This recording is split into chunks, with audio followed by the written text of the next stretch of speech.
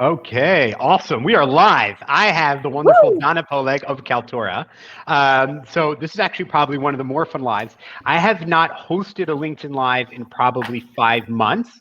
I've been on ones with Cyfluencer and for influencer marketing and for some cybersecurity, but I wasn't the host. This time I get to be the host, and I have a fabulous guest. I have with us the one and only Donna Poleg. So Donna, tell us a little bit about what you do specifically, but more importantly, what we're going to get into is your expertise about Kaltura's unique technology as we continue to move to a more work from home, work from remote, not and learn from home, learn from remote as technology, society, culture, and what COVID's done. Why don't you tell us a little bit about what you do specifically at Kaltura and how Kaltura helps us solve a lot of the modern challenges that we're having? Cool. Hey, Yoel, thank you so much for inviting me. I'm so excited to be here. My name is Dana Poleg, and I'm head of marketing and sales operations at Kaltura. I've been with the company for over 5 years now. Kaltura is the leading video cloud company. We provide video technology, and we work with many of the large companies around the world, providing them solutions for video collaboration, for video communication, for virtual events, for remote learning, for remote onboarding, basically any video for any use case by any organization. The past year have been crazy for us. I've heard that NASDAQ have this term called COVID positive for companies that were positively influenced by COVID. And lucky for us, Kaltura is on the good side of COVID because this year where offices got closed and schools got closed and everything moved remotely, the power of video became mission critical. I mean, no businesses could work without video. Schools could not operate, could not engage with students without video. So the past 12, 15 months have been incredibly great for Kaltura. Awesome. Yeah. So, it's a funny thing because it's like, is it taboo to actually talk about kind of like the fact that things are going well when so many people are struggling? We'll get into the technology and how we can help, but maybe we should I think we should kind of slay this to begin with. Do you think it's kind of taboo? Is it weird to talk about? I think really the upside of COVID is that it accelerated digital transformation processes among a lot of companies, among schools. I mean, many processes, many workflows that were in conceive mode or were in pilot mode or companies were thinking about, COVID actually pushed them to do so. And I think it's a good thing. And many companies, many technology companies have experienced tremendous growth. So I know COVID is a very unfortunate pandemic, but I do think that there is an upside to that. And I think that the disruption that it have made is something that is actually on the long term, I think everybody is going to benefit from. Yeah, I see. First off, well, what's up, Hassan from Lexington saying hi. Yeah, I am seeing that too, that a lot of things are accelerated. As an example, they're saying a lot of restaurants that would have gone out of business went out of business. How do I not sound morbid? Never mind. There's some other examples that they say a lot of. It forced companies to get creative. Companies and people and all of that to get creative. It accelerated a lot. And also, of course, we don't want to talk about it. It might be too soon, but, even just the research into vaccines is showing that we're finding some vaccines that can really help with malaria and things like that. So we're already getting questions before we even get to jump in. Oh, wow, so started. Let's bring Dan in. Yeah, we already got a couple. Will Israel go back to a 5-day working back in office? So I think we should handle this two ways. One, let's talk about Israeli tech scene, which both you and I are familiar with. And I think we should talk about also greater at large. Where do you think people are going? And do you think any pressure is coming more from the employees demanding maybe more of a balanced work from home or whatever, or in the office? Or are you seeing some demand from employers? This is actually a wonderful question, and I feel like many companies are still struggling to find their post-COVID strategy and decide what would be their policy post-COVID world. I've seen many researches, many surveys run by many companies asking their employees if they want to go back to the office, and the big majority of employees do not want to go back to 5 full days in the office. I mean, they've seen the other side, they've seen the light. They've experienced the flexibility that that a hybrid work model can provide them with, and they do not want to go back to 5 days in the office. In fact, most of them do not even want to go back to 4 days in the office. And I know that, I mean, this is the worst time to be in HR. I know that HR these days are struggling, and they're running surveys like crazy, trying to figure out the best way. I think what employees want now is flexibility. And I think they don't want the company to tell them, hey, you should come in 5 days, or you should come in 2 days on those specific days. I think employees want this flexibility, and they want to have the option to decide when and if they should come to the office. So I think that the smart companies, the more advanced companies, will not go back to 5 days a week in the office. That's my bet. What about those that want to be full-time? Employees? Mm-hmm. Yeah, sure. I mean, there are always those that prefer to go to the office. Some people don't like it at home, or some people like to be very close to, I mean, young employees want to be maybe closer to the manager and learn from them. And there are some teams that want to learn to be together every day. I think companies should just allow this flexibility. I mean, those who want to go full time will have this option. Those who never want to come back will not.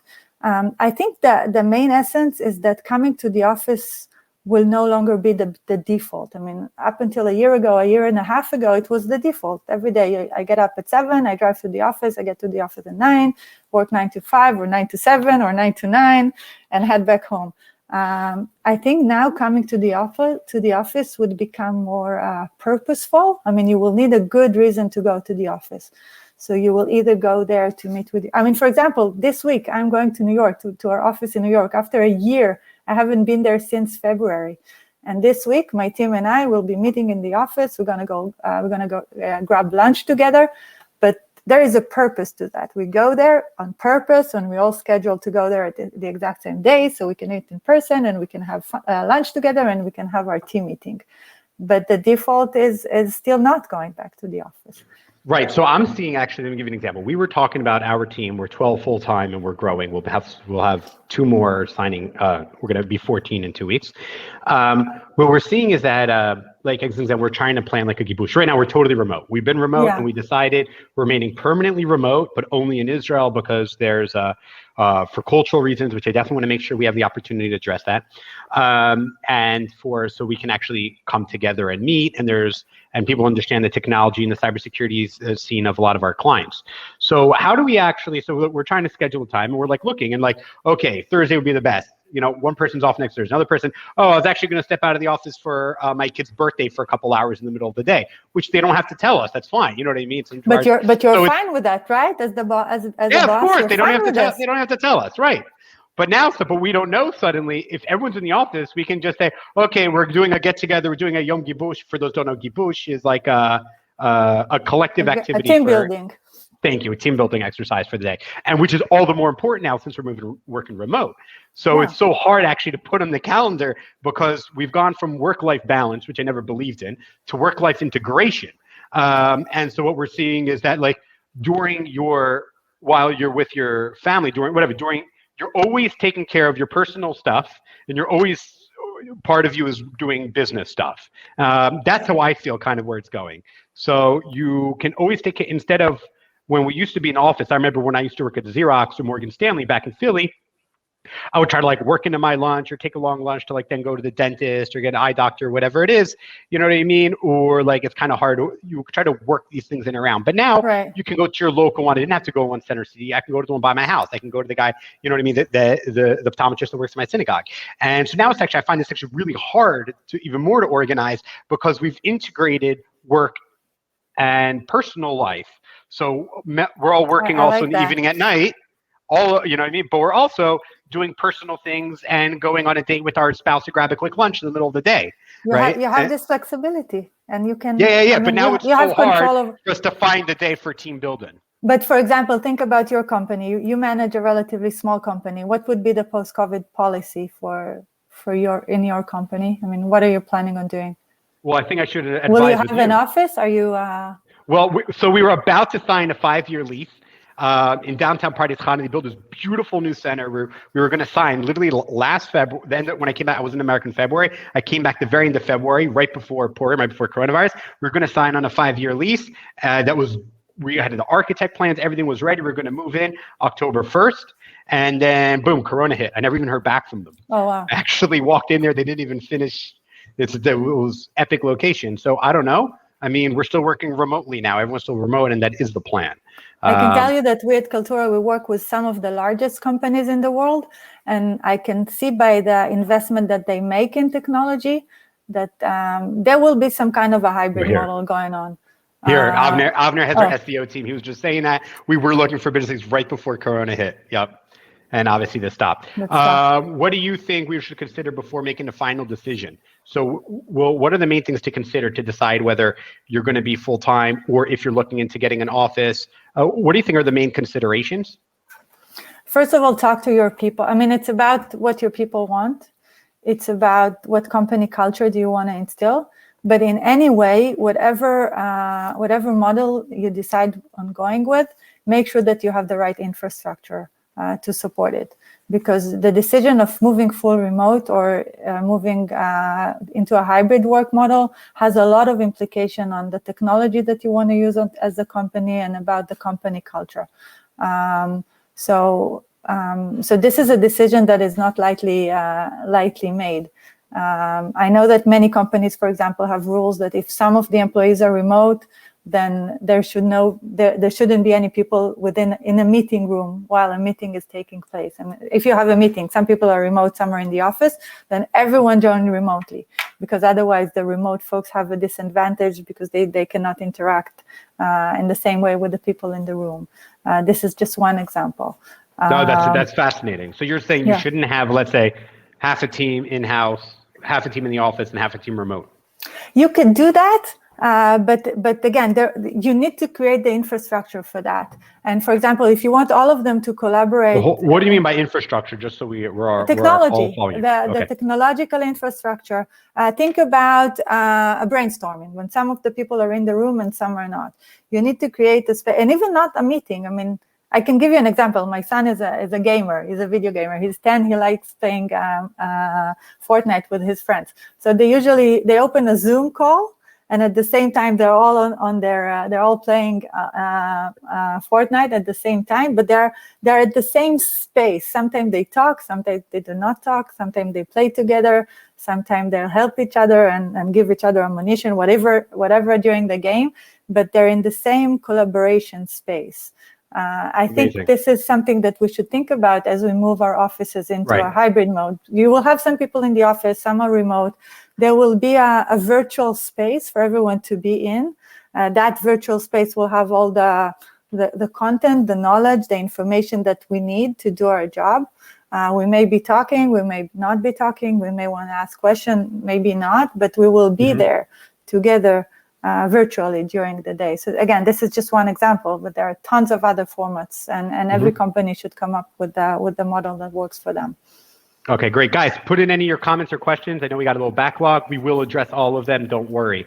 I know that I can tell you, Yoel, just one thing that is very important to companies is around culture, is maintaining this company culture, maintaining this high level of engagement of employees, even when some are remote and some are not. So there are many rituals that are starting to come into play, like a monthly town hall event with the CEO, or a quarterly town hall event with the CRO. So we've started kind of doing that. So first off, we have at 8:45 our influencer marketing team meets. At 9 o'clock, the entire company meets, and it's just we all get on, and it's a shit show. It's just we're all making fun of each other, and it's just fun. We don't even talk business. And then at 9:15, we break off to each of our teams, then have our own meetings, our ads team, our SEO team, influencer marketing, so on and so forth. But what we have done as an example, when we used to meet to do biz dev all the time, to talk business development, so every Sunday, 5 to 6, we have an open calendar, business development, I'm in there, a couple, you know what I mean? So a bunch of people, a couple were in there, and then it's open invites. People jump in, they have great suggestions and ideas for business development that they probably wouldn't have the opportunity to participate or ask in or be proactive. So like you said, kind of when we're opening the door to more opportunities. So you have those rituals. Yeah, they just happen naturally. I didn't even think about it. You're right. You were like, oh, the CEO. So yeah, we do that we have an open door policy for biz dev. Austin says, what's up from Nashville? Yeah, growth comes after the forest burns. Right. So like saying right with forest fires, I think that's going back earlier. So Dan has two comments that I want to discuss here. One, he says he likes to work from home, but most things are good in person. What things do you think require you being in person? You're asking me? Yeah. Well, No, I thought you were asking Dan. What do you need to be in person for? I'm a great believer in building good, strong relationships. And I think that even though the last year and a half have proven otherwise, I've hired, I don't know how many people that I haven't met since still. But I do think that building this tight relationships between the team members, you do need to meet in person at least once in a while. I think good brainstorming could happen it's actually, I'm struggling with this question because if you asked me this a year and a half ago, my answer would be completely different. I will tell you that for brainstorming, for innovation, you must meet the people in person. For onboarding of new employees, you have to have those in-person meetings. But the past year and a half have proven differently to me. I mean, we actually managed to do everything remotely. I've hired dozens of new team members. I think they have been onboarded in an effective manner. The team is growing. The team is collaborating. We're running sales processes A to Z completely remotely. We're doing marketing completely remotely. I think so we can do everything remotely, but I think the in-person element gives this extra bonus. You get to know them a little bit better. You manage to get a little bit deeper with how well you know your team members. Maybe the conversations are slightly deeper when you meet in person, and the conversation is is not as structured as it would be if it would be on a meeting that is pre-set in advance. I think going out with your team also it adds to this team building and creating the culture. So I think the short answer is that you can do everything remotely, but the in-person gives you this additional depth, this additional edge. I mean, what do you think? How do you see this? So what you need to meet in person for, I do agree. I'll take a step back, but address something that you said, is that the hardest thing, I wouldn't say onboarding, but the hardest thing to do virtually is training. Yeah. So it's onboarding in a way, but specifically training. We have enough, so having the time, being able to like point to the screen and, because we do ads and SEO, so pointing, showing things in the graph, doing it through screen share is not the same as sitting next to someone. There are some technologies I can help you with, and maybe you might know a thing or two about some technologies we can get to later. But yeah, that is something that I'm definitely, that is the hardest thing for us, is definitely training. But also, get to know someone, body language and all of that is also very important. That's why we have 9 o'clock calls with the entire team and each team breakdown. And it's also more fun. I mean, eventually, meeting in person is more fun. And by the way, when you're meeting in person, it's just like when you work remotely, and then it's like this, like you've had like withdrawal, you know what I mean? And we're all like, and it's a lot of fun. It's the most fun that way. After you all get together, it's never about work. Nothing about work comes up. It's the way to do it. There's a comment here from Dan I just want to read here. Instead of put up on the screen and whatever, I'll bring it up. He said that he's in Sydney and the city is pushing them to work from home. Not to work from home, to come into the office. I guess they're trying to revitalize the city economy. I have a strong opinion on this. What's yours? They're pushing them to come back home? Sydney is trying to incentivize companies to have people come back to the office. Okay. What's the rationale? The rationale is that there'll be more business in the city. They want to help the businesses in the city. Like I said, right? The eye doctor. No, but is it about getting them? Food place. Is it about getting them back to work as opposed to taking? Okay. Or actually getting back to the office. So let's. I don't know, Dan. If you want to get into that, if you want to reply, let us know and we'll address it. Elazar says he couldn't agree more with you about flexibility is the name of the game. Anyhow, we are operating in a global environment. Even pre-COVID days, we were wasting time in traffic, which is not effective. Which, by the way, you didn't hear said as much. Now, I'm going to come out clean. I was relatively anti-remote work before COVID. You were? Yes, I was. I'm not gonna. I'll acknowledge I was wrong. I do that a lot. Acknowledge being wrong. Anyway, so what you see here is a lot of people find that, oh, we're saving time on traffic and all of that. Do you find how important is flexibility? How can we use it to our advantages? And what are the shortcomings of the flexibility of being able to work remotely? I think flexibility is everything from the employer perspective and also from the employee perspective. Think about an employer, for example. I can now hire people literally anywhere. I mean, I have a couple of open positions in my team. In the past, I would look for Tel Aviv or just New York or London. And now I can hire people from Massachusetts and Minnesota and the West Coast and Europe, anywhere. I mean, as long as they're a good fit, culturally and professionally, they're welcome to join the team. So it allows me as an employer tons of additional flexibility. From an employee perspective, I don't see any downside to that. As you said before, and I love how you articulate the work-life integration.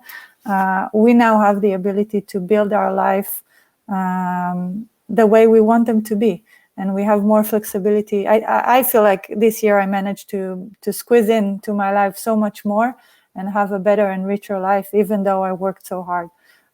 So I think flexibility is key. But as we talked about before, you need to have the technology, the technological infrastructure to allow this to happen. I mean, if you want the company to keep being productive, if you want the employees to be engaged, if you want them to have the access to all the knowledge that they need to have, you as a company manager need to build this infrastructure to allow it to be productive. Awesome. Yeah, work-life integration. Yeah, and then she followed up with another comment asking to talk more about work-life integration. So I don't know. Tell me, what is it like? So at Kaltura, right? You're working from home, I'm going to assume. What is it? How is work-life integration? How are you feeling? How you as an individual, and how do you see as an organization and the teams that you work with, right? You're in the East Coast, right? And you're working with teams in Israel. So explain to me how the work-life integration, what your experience with it, both personally and to reflect on how you see how your team is using it. I would like to hear your thoughts. So Kaltura invested a lot in enabling this situation. At the bare minimum, once COVID hit, they gave all employees a grant so everyone could set up their home offices to have the webcam and their audio and their stand-up desk and whatever they needed for that. And at the company level, we invested a lot in creating those collaboration spaces and knowledge sharing spaces. So, for example, whenever a new salesperson comes in, there is a very structured onboarding process that is taking place virtually. There is a collaboration space where you can find all the knowledge that you need about anything. I mean, how to issue a quote, and what's the pricing for this, and what are the content resources that I have about that, and where are the case studies that I can find about this. So there is no longer, there is still a dependent, but I mean, when you work in the office, you can just go to the guy on the other side, or to the guy, walk the hallway and ask a quick question and find the answer to whatever you need. When you work from home and there is a piece of knowledge that you need, especially when you're a new employee, sometimes finding it is hard. I mean, think about working for a huge company, so many workflows, so many work processes. How do you find the information that you need? So Kaltura actually invested in creating those collaboration, those knowledge management spaces that are easily searchable and discoverable, and above all, the technology that allows us to meet. I mean, one of the solutions that we're selling calls Kaltura Meeting, which is like Zoom in a sense, but it's actually a room that stays. I mean, you can keep this room for the same meeting forever, and you can add in resources to be in the room. So those resources are already there, and even if the meeting ends, you can still have access to those resources, whether it's a whiteboarding that you draw and we're brainstorming during the meeting, or a presentation that you presented, or other resources that we're creating during the conversation. So it's all there for you. It's like your own private meeting room that stays there even after the meeting ends. and you can go back to it the day after or the week after, and that's another great way to collaborate. Awesome, great. Okay, so we have a lot of comments here, so we can fly through them. What's up, Esme? Dan said cultural mindset. We talked about that. Okay, yeah, more about cultural and mindset. And then Esme agrees with Dan about working remotely. By the way, it's good. She mentioned it's good for the environment too, which is a plus. I know that's not any individual's first and foremost priority, but that is a nice plus. That it is better for the environment and better for traffic. Just going to throw that out there in general. Okay. By the way, this is actually a good question. I mean, how is it from your perspective? What COVID have done to digital advertising?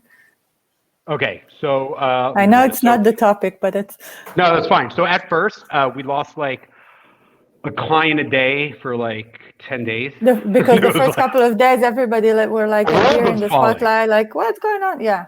We laid nobody off. Nobody. I took a pay cut or didn't take a salary for a couple months. And then in July, so that happened in March, and in July, we actually closed 2 businesses, 2 clients, including a unicorn, DriveNet. Then I started to get optimistic again. So I started to pay myself again. And then slowly but surely, we started to grow. And I mean, our revenue for 2020 was still like 50%, 40% more than 2019, and we're on track to continue. More than 2019, even though you were closed for a couple of months. Oh yeah, I mean we weren't closed. I mean, we lost a bunch of clients. Scaled down. Yeah. We didn't scale down. We didn't let go anybody. No one went on chalat. No one went on unemployment. We didn't lay anyone off. We didn't fire anybody. Nobody. Wow. I mean, during Corona, we were 1, 2, 3 on SEO. 2, we were 5. Now we're 12. We're about to be 14. Oh, wow. So, I mean, just so you understand. I mean, transformation. Yeah. Well, a lot of people, they were like, okay, now this isn't the end of the world. Especially we serve technology companies and a lot of cybersecurity and AI and big data companies too. And they understand that they're not going to be affected by this long term. And I think they got the tip from their investors that, okay, we're open to resuming what we're thinking about investment for technology companies. And then they came back. Maybe only 2 clients came back, really. Those that left. And then we just, we have a very, very strong brand. We do phenomenal work. So our customer service is unmatched, and our knowledge of technology and platforms for advertising is really unmatched. And so we've been able to really grow, and which has been tremendous. Awesome. And also we have unmatched employee retention because of our culture. So I'm an absolute. I hate managing. I'm not a manager. I'm more of a leader. But I'm very strict about company culture. So I do take that very, very seriously. Yeah, employee engagement is key, Dan says. Okay, Yigal Aviv, what's up, Yigal? Yigal's from Pfizer. Personal HR issues between managers and employees in most cases should be managed personally. Employees' requests following internal survey. This is actually a good point. I mean, this is a good point. All the delicate conversation, the HR related conversation are harder to do remotely. I mean, the good ones and the bad ones. I mean, when you're talking to an employee about a promotion and when you're telling them about a raise, it could be so much more fun to do this in person, way more fun. And also on the other side, I mean, when you have some bad feedback to share or when you have to lay someone off, I mean, doing this remotely feels inhuman. Yeah, I agree, Yigal. Absolutely. Awesome. Great. Oh, okay. Dan clarified. He was talking about, we were talking about Sydney, how they were trying to encourage people to come back to work personally. He said he wanted an economic uplift to support the local businesses and the businesses that serve the business district, right? Yeah, restaurants, that makes sense. It's probably like half of the businesses, right, that support them. And so what do you think? I have a strong opinion, but I want to hear from you first. About government making people go back to the office? About the Sydney, I don't know what he meant, but they're strongly encouraging and incentivizing people. So, what do you think? Do you think cities should they be doing that? I see where they're coming from. They want to push the economy to where it was. I mean, here in New York, I would say roughly between 30 to 50% of the businesses are still closed. The restaurant, the shops, many shops are closed. I mean, you do see life on the streets, The city is getting back to life, but there are still so many businesses that are closed. So I think incentivizing businesses to open up and hiring people, definitely the right thing to do from an economic perspective. You don't have the best mayor either. I'm side comment. It's universal. They also hear. I'm strongly against this. I'm strongly support. You are against this? Yes, I'm strongly support Sydney's doing municipality or any city municipality doing what's in its best interest and try to. Right, but at the end of the day, like we said, or like Austin says, like there's going to be growth out of this, and if you're trying to think, the future is remote or a hybrid, is flexibility. But not just. I mean, you still want to have a community, and you still want people to be out in the street, and you want people to meet out in the street, and you want to create those engagement outdoors, and you want people to interact. So the future is hybrid for some businesses. There are some businesses that you still need to go to in person, or you want to go to in person. So here's where I think cities are wrong. Cities are always thinking backwards because I guess that's what government does best. They're backwards thinkers. But what I believe is what they should be doing is trying to adapt and think what the future looks like. As an example, you have, let's say, a lot of vacant office space, and you want more stuff going on in the city. Why don't you maybe rezone and convert them to condos? Or to more apartments, or to different type of businesses, or to different type of businesses, or you know what I mean. There's so many things that you can do that you can actually find a new industry or something that you can kind of go strong on and say this will be our city's niche, right? So I mean, I think there's a lot you can do there. Trying to force that isn't going to work. You can have people permanently residing, more people in the city by easily being able to rezone from commercial use to residential use. And it'll be cheaper, and more people come into the city. They'll get more tax dollars. There will be incentives.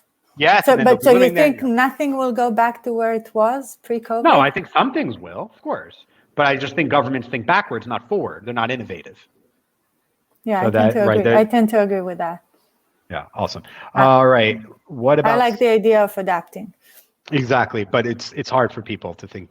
What about the studies that show that workloads have increased since work from home and people working 2 to 3 hours people are working 2 to 3 hours more a day? How do we reverse this trend and new expectations and set? Yoel Moav, she works with our internal startup Cyfluencer and is involved in our influencer marketing team. I actually, this morning, I saw this research from Harvard Business School that shows that in the past 12 months, people have been working more hours a day, sending more emails a day. So this pure remote makes you work harder. Well, definitely you're sending more emails because I used to turn around and tell the person behind me something. So no, it's not just that. I mean, they've done but more hours. More hours because you work remotely, because you have the time, so you just do it.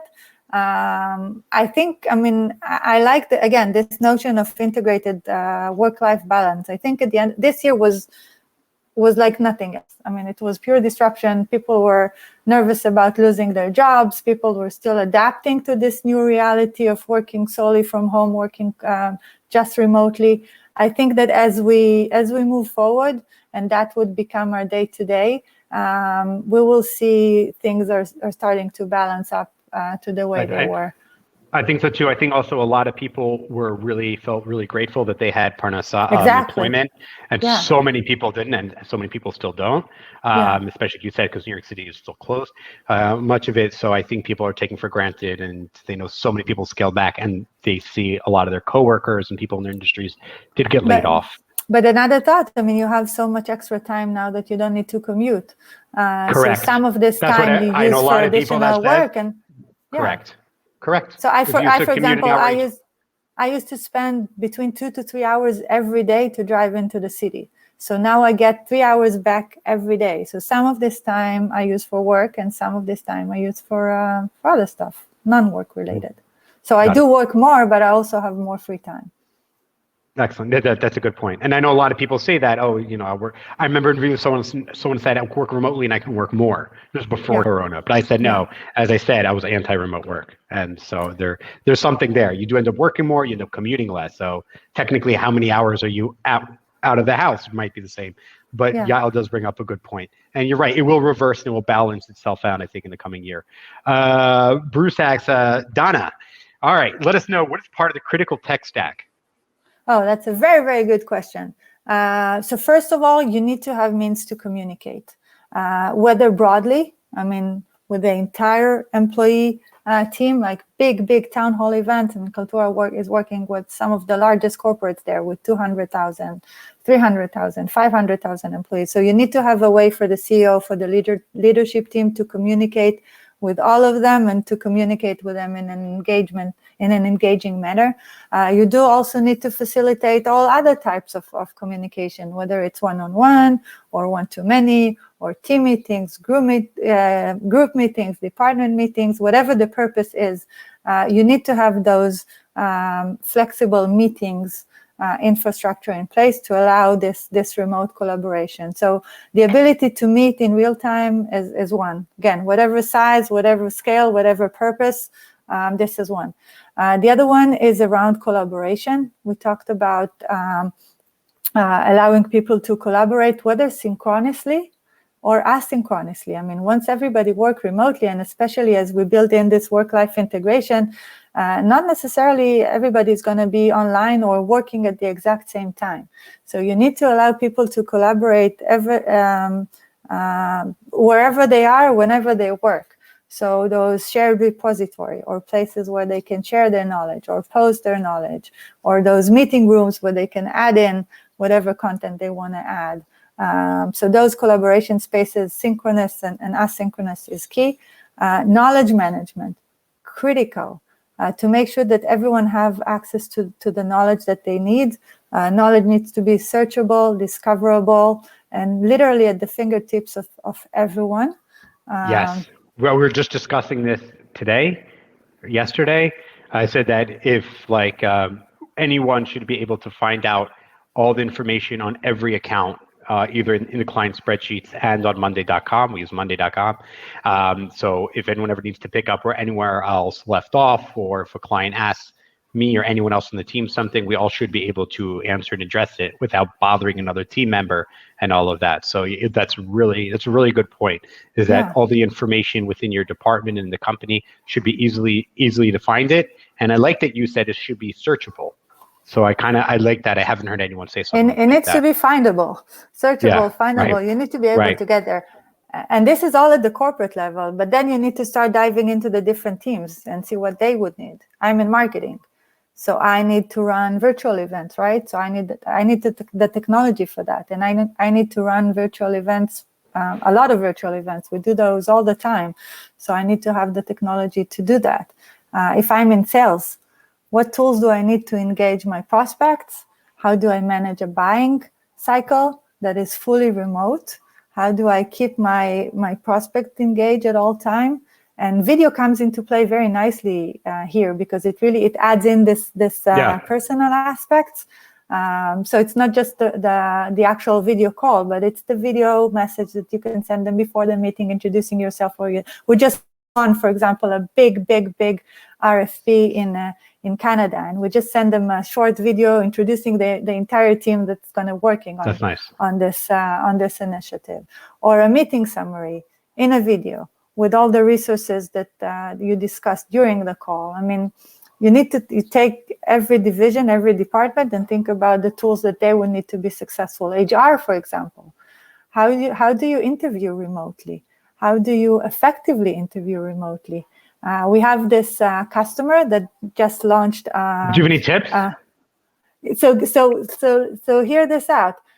It's for real. I mean, a real customer, a big company. They launched a video screening interview process where a candidate needs to record themselves on video, answering a set of, I think, 7 questions.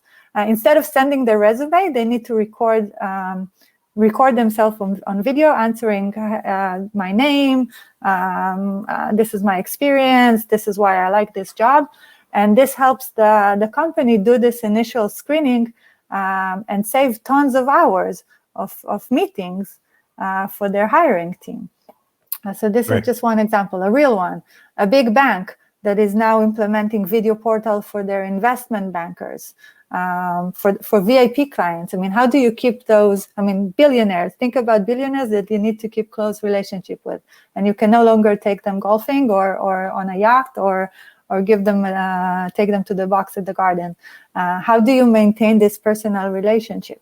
So they do that with video, and they created video portal with tips of investments, and their personal investors is recording themselves on video every day with some updates about the market and what they should do today. I mean, there are so many creativity and so many ideas that people came up with in the past year or so to maintain those personal relationship, even when you cannot really meet in person. Yeah, actually, that's amazing. That's a really good point. Hey, what you're actually, I think, something that you've kind of touched on is that one of the great advantages is that the playing field has been leveled. You might have had to be able to afford to fly out for an interview, an investor meeting, a lot of these things that you would have to that would take you time and money and resources that if you're a little guy, right, or a small team, or an individual might have been impossible or very difficult. Now people are willing to just, 10, 15-minute call can be done. Do you know what I mean? And it's so much easier. It's just so much easier to just jump on and off. And people are more likely to take meetings often because they're faster, they're shorter, they're more convenient. And I think there's kind of like this, someone told me when they were like hiring, there's this guilt aspect when someone would come in and within the first 5 minutes, they knew they weren't the right person, but they weren't going to kick them out within 5 minutes. So they were stuck in a 45-minute interview. You know what I mean? So imagine they would send this screening video ahead of time. So that would save you even the 15-minute virtual meeting. Yeah. Exactly right. Exactly right. And then you can, you can compare them much easier and rewatch them. That's a really great point. If anyone has any more questions or comments, let us know. We'll address them. I definitely want to talk about education. It is a passion of mine. Oh, I love education. Great. Yigal Aviv says he uses Microsoft Teams. Dania from our SEO team says, change from within. Yoel, that's right. That's how we do it. Wait, this is my favorite comment ever. Sorry, Ed. wait. And then this is my second favorite comment ever. Okay, but Dan did have one more question. I won't bring it up because it's long and I don't want to cut off my chin. Yoel, in your promo for this live session, I think you mentioned job searching, finding an employer. Okay, so we discussed job search, finding an employer that supports the flexible hybrid approach. Did you and Donna already cover this already? So we just started actually talking about job searching and the flexible approach. So let's say, let me give a couple hypotheticals and you run with it with how you want, right? You're interviewing somewhere, it was remote, and they said, yeah, this is a remote position. However, we do plan on coming back to the office when this Corona thing blows over later this year. Date to be determined. One, what are your thoughts? If let's say that's an employer wants to do that, do you have any tips for the employer other than be more flexible? Take the stick out of your ass. And do you have any tips for employees, let's say, how to address that? Also, any other things that might come up, let's say in that struggle if people want to work virtually and their employer says, well, you at least have to come in, let's say 4 days a week or 3 days a week. How do we manage this balance? Or do we just say, or do you just tell them, don't waste your time?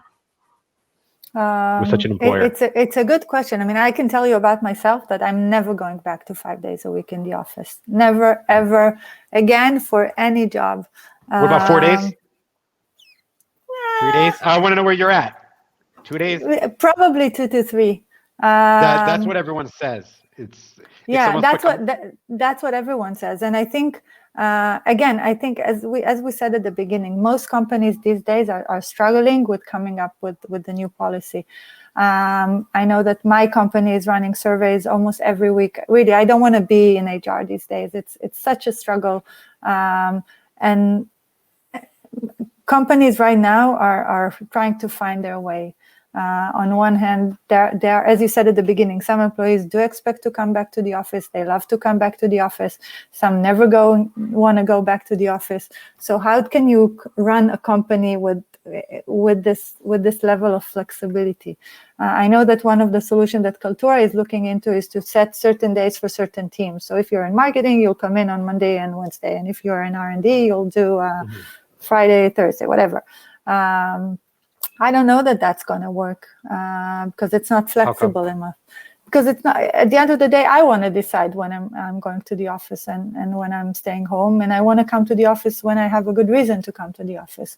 So I think it's a good interim solution, but I don't think it's going to hold up in the long run. I think in a year, 2 years, 3 years from now, again, the smart growing companies will adopt a very hybrid, flexible model that will allow everyone to do whatever works for them.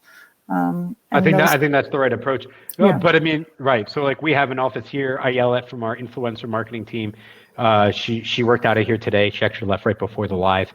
And so in our SEO, we have another office in Hadera, our SEO office. It's there, and if people want to come in and work. In Hadera. Yeah, that's right, Hadera. Woo! And I'm in Pardes Khana. Just gonna, yeah, we're far from the city. We're already think the whole commute to the big city. I always was bullshit. I think cities are overrated, except for partying. You know what? Another interesting thing. I'm hearing about many people that are now renovating their home to add in a home office. Yep. That was never a thing up until a year ago, and now suddenly you want to have a home office. Yep. So we'll talk about it in a second. I just want to say something. I have this theory. Obviously, I maybe I think too much. Is that the reason why people say 2 to 3 days in the office or at home or whatever? I think they're thinking, how many days can I work at home without losing my mind and having to leave the house? I feel like that's like, without your kids driving you nuts or your spouse or whatever. It's just about the healthiness. So I have another theory. People with young kids. People with young kids are more inclined to go back to the office 5 days a week. Yeah, Ivanka Trump says her work is her vacation from being with her kids in the weekend. I remember her saying something like that. She's very good like that. So my kids are older now. My youngest is 10, and I love it here. I love being home. Yeah, now you do, right? No, they're not there. Yeah. I got like a bolt lock, so they can't even actually, they need a key, so I just take the key out, so they couldn't come into the try. Funny. Yeah, so we were actually just started talking about this before we went live, and we said let's hold it for the live. Is I'm actually renovating my office. I hired an interior design. She's fabulous. If you want to know who she is, DM me and I'll make the introduction. She's awesome. She also has a really good Instagram game if you care for that. And and it's fun because I don't have the best fashion sense when it comes. Like that's not true. I like your jacket though. I thank you. I actually do have good fashion. Very cool jacket. But I don't know what. So it's funny. I actually got to know about myself while hiring her, because what we learned was that like my wife really likes modern furniture, modern stuff, and I always like the traditional, like heavy, like the big, like the wood and that. And then when she started sending me different pieces of furniture to consider for different rooms. And when I started, she made me different Pinterest boards for me to check off ones that I liked and all that. And then we came to the conclusion, my problem wasn't that I liked old fashioned or didn't like modern. It's I liked stable. I liked like the heavy wood. So I like the modern look, but I don't like the thin legs of a table or things like that. So it was I got to learn about myself. It's not that I'm old school or like that, even though part of me is an old soul. You like stability. But I like the stability, which is probably why I was so scared of remote work before this. Now I'm so scared to have people in office because I find this to be so stabilizing. So yeah, totally. What changes have you made? Have you made any changes to your home or your office or where you work? Oh, absolutely. Whether it's visible because it is important, we are on video, right? Or just maybe convenience. What have you incorporated and what do you recommend others incorporate? And if anyone has made any changes to their offices that they want to tell us about, their home offices, any kind of light changes that matter, leave in the comments. Lots of changes. I mean, pre-COVID, I used to work from home twice a week, but I would work anywhere. I mean, the dining room, the living room, my kids' room, I would just grab a room and sit there. I didn't have my own space. Now Are you productive? Yeah. I mean, the kids were at school. The kids were at school. I find I need like the workstation. Maybe, I don't know. I need like my 3 screens, and that's me. But everyone's different. And then when COVID hit and the kids were home and my husband was home, I needed my own space. And the only quiet space I found was my walk-in closet, for real. So I worked for a month sitting in my closet. Hilarious. I have the pictures to prove it. That was the funniest thing. Wait, is that on link? Put it up in a post. I want to see that. Never. Why? Never. But I literally had a small desk in my walk-in closet. That is the door was adorable. closed. Yeah. And then I built my own. Now I have my own space with all my gear. I got my I have mount desk, and I have this station for my Mac, and I got fancy keyboard and mouse. Right. By the way, and that's the way to do it, because I always say this, like, and I'm speaking to employers and employees, you should demand this of your employers, is you got to get ergonomic gear. Yes. And you got to get technology that you enjoy. So like, right. I really splurged on this headset, and I spent $20 extra to get it in beige instead of black, because you're because it's important, because now you're spending literally all the time, or so much time on video and all that, and at home you need to be productive, and you're as an employer, an employee, one, you're more productive if you have better technology, fast computer. I mean, we bought a lot of new computers lately. When good internet, anything, the technology, a headset that doesn't hurt your ears. It's very important. Also, you enjoy working. When you have good tech, it makes work more fun. You know what I mean? It's just like if you have a great car, driving is suddenly, you can put up with traffic if your speakers in your car works better, as opposed to mine, which I blew out the bass listening to reggae. I mean, Kaltura gave us, about a year ago, they gave all employees a grant of, I don't remember, $500 to equip our home offices with whatever we needed. And that was a lot of fun. And I know many companies did the same. But you told me this morning about this mat. That it's to stand on. Bed Bath & Beyond, it was like $65. It's much heavier than it looks. I'm gonna get it today. It was when I got it like 9 years ago. I brought it with me when I made Aliyah, like in my suitcase. That's the one thing. That's the one thing. And also some pots and pans. My wife said we have to get these and Ziplocs. And how'd you know? I was at Usher Odd, and I found Ziplocs, and I bought them home, and my wife it's not the same. Ziploc brand. Oh, wow. Yeah, they had Usher Odd. They also have like a Kirkland, so they have like a lot of Costco stuff. And she gave me this look like I haven't seen since we were dating, like, so we're moving back this summer, and we have this list of, I know that when it was Ziplocs. Ziplocs and paper towels from Costco. That's number one and two. Costco has the best paper products. That's for sure. All right, let's go into education, because you said you got a hard stop top of the hour. All right, so in short, how is education changing? I think COVID completely transformed education. Educational institutions in the US are very old school like. I mean, think about Harvard, think about those institutions that have been around for literally hundreds of years. They were used to doing things a certain way. And then came COVID and actually forced them to change, to evolve, to transform. Somebody moved their cheese big time. The first couple of months were hard on everybody. And then they started, just coming up with those patch solutions just so they can get through the year for 2020. But as they were planning for 2021, they started thinking about things more strategically and implementing more advanced technology. And now there are beautiful learning experiences out there. I can tell you from Kaltura perspective, the usage of video among educational institutions went up 3 times. If you compare today to 2 years ago, schools are creating 3 times more videos. Students are watching 3 times more videos. And are they learning 3 times? Are they learning 3 times more? The learning. Because I know when they had the Zoom calls, they were worthless. It was just like, I didn't even bother telling my daughters, just like, So again, at the beginning, they just adapted the old world to the new world. I mean, yes, let's have a professor with students staying in a Zoom all day long, and that's horrible.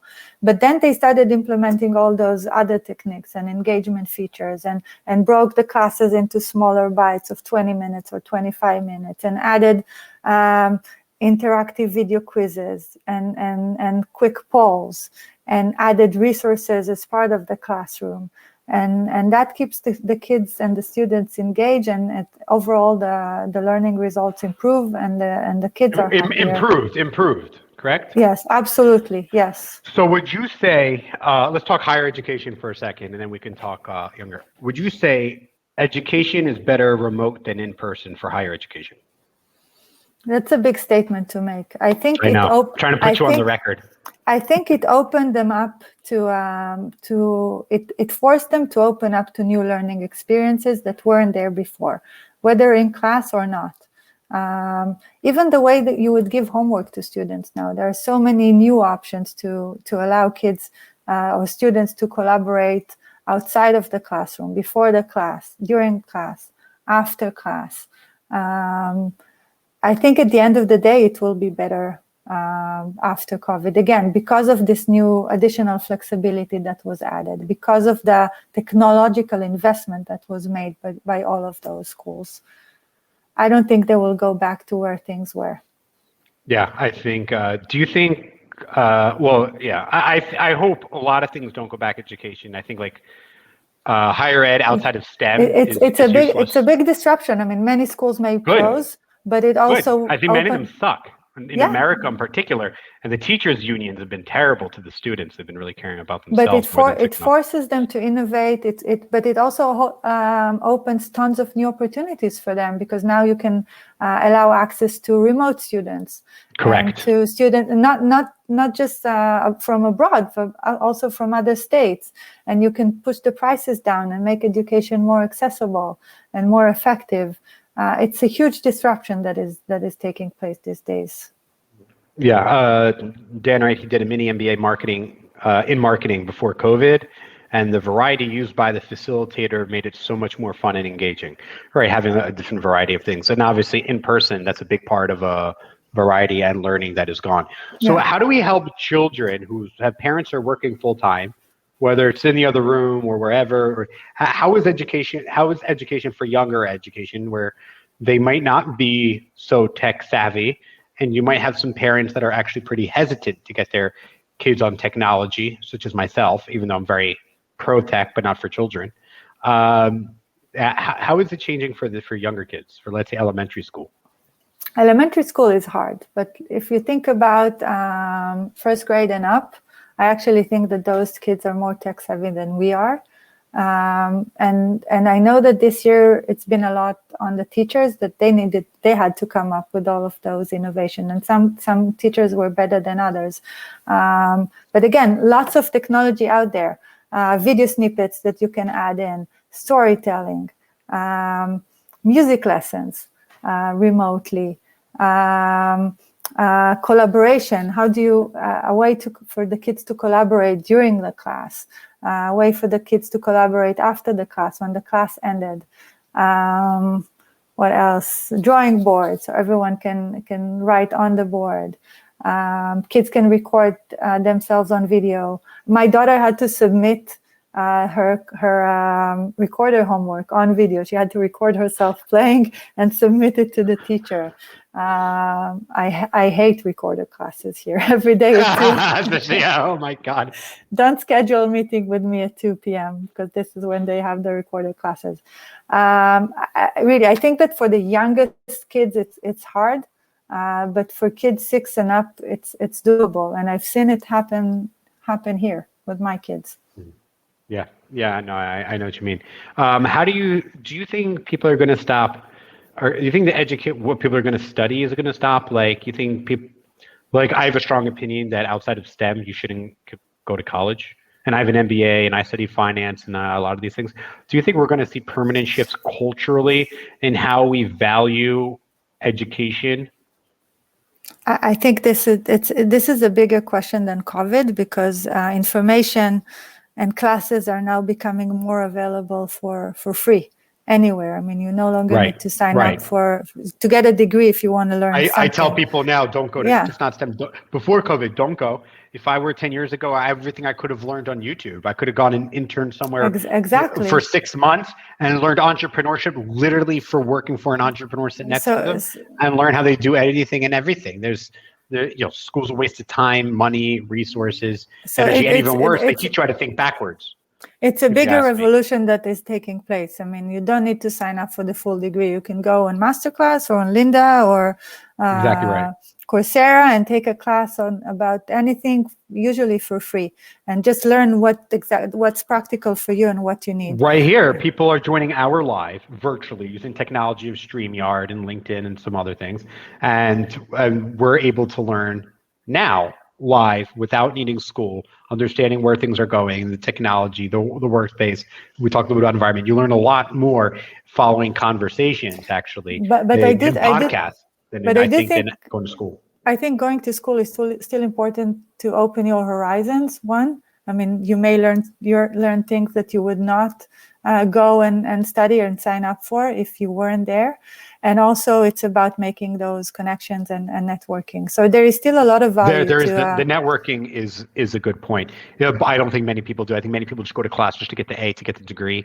A lot of people but if you want to be a round person with a lot of, that's what college doesn't. But college doesn't offer that. I mean, at least American colleges don't offer that. You should get that. Ideally, if you had a good high school education, you should have gotten all of that. Yeah. Most people go to, in my opinion, you learn how to not think for yourself, not how to think objectively in college. You learn how to think wrong, right? I preferred, follow the line. Exactly, follow the line.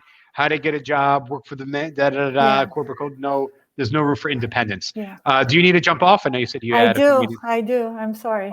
Awesome. It's all right. So, Donna, thank you so much. If anyone has any questions or comments and they want to learn more about Kaltura, they can go to kaltura.com, or they can follow Donna on LinkedIn, as you see her name spelled, Donna Poleg, and search Kaltura. She'll come right up. If you have any questions about advertising, marketing, or influencer marketing, cybersecurity, or tech in general, feel free to ping me. I also do some free LinkedIn profile reviews. So if you want to schedule a 10-minute call for that, send me a message. I'm happy to help in any capacity that we can. Donna, you've been absolutely awesome. Kaltura is an amazing technology company. I'm so blessed to have, be able to work with you guys, and you all have a wonderful personality. You've been really awesome, and thank you so much for sharing your knowledge and your expertise about technology, working and learning remotely, and so we can continue moving forward into the future. Thank you, Donna. That was a lot of fun. My pleasure.